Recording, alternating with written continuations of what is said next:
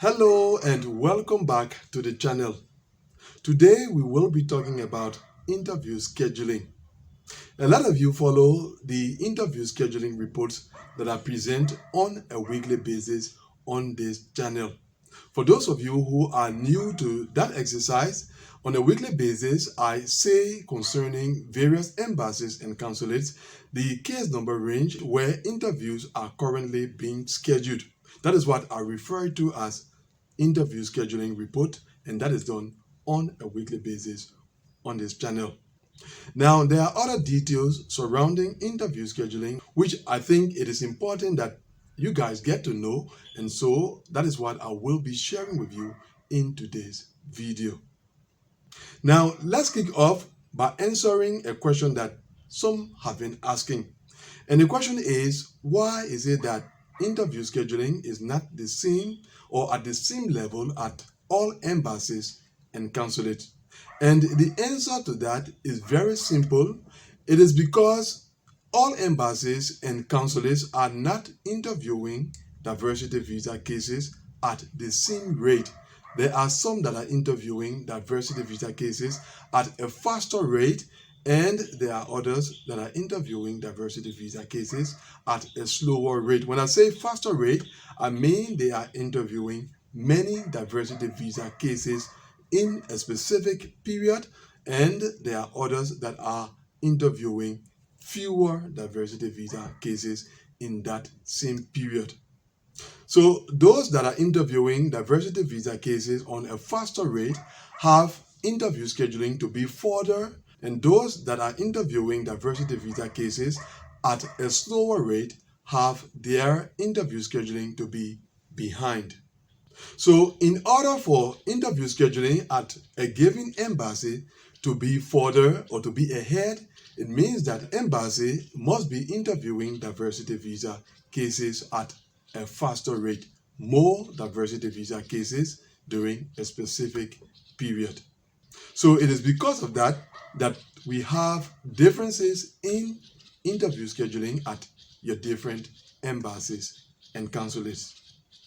Now, the next thing is you follow these interview scheduling reports on this channel. The question is, how can they serve you? How do you benefit from following interview scheduling reports on this channel? And there are a couple of things. The first thing is that interview scheduling at your embassy indicates the performance of your embassy. Now, what we refer to as the performance of your embassy is simply the rate of interviews at that embassy. Embassies that are interviewing many diversity visa cases during a specific period are said to have a good performance, whereas those that are interviewing fewer diversity visa cases or few diversity visa cases are said to have a low or a bad performance. So by following interview scheduling at your embassy, you can get to know whether your embassy is performing well or whether your embassy has a low or a bad performance. Now, you can use that to have an idea of your chances for interview in the diversity visa program. If you happen to be assigned at an embassy that is performing well, that has its interview scheduling to be far or to be high, then it means that you have better chances of being scheduled for interview. If you are assigned at an embassy where the performance is low, then you have lower chances of being scheduled for interview. So that's the first way you can use interview scheduling at your embassy or consulate. The next thing about interview scheduling at your embassy or consulate is that it tells you how far you are from being scheduled for interview or how close you are to being scheduled for interview. Let's take an example. In case the report tells you that interview scheduling at your embassy is currently at 35,600 plus case number range, meaning that cases currently being scheduled at your embassy are somewhere in the range 35,600 to 35,700. and your case number happens to be 35,750.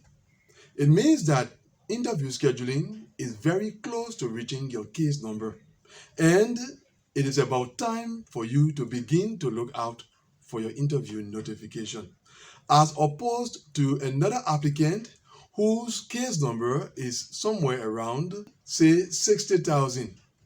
This second applicant has his case number far from the current interview scheduling range of 35,600 plus.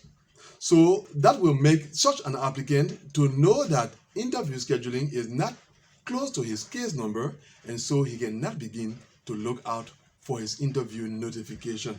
So that's a second way that interview scheduling at your embassy or consulate can serve you.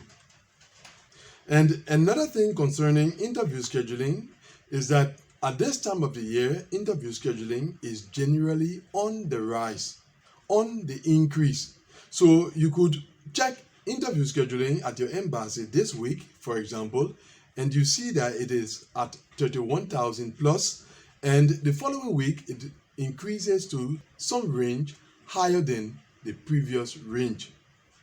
Now, that doesn't always happen. There are cases where you check and you see that the highest case number that is currently scheduled at your embassy has regressed. Let us say that perhaps you checked this weekend and it is 35,000. And then the following week you check and then you see that the highest case number currently scheduled at your embassy has returned to, say, 32,000. That is also possible.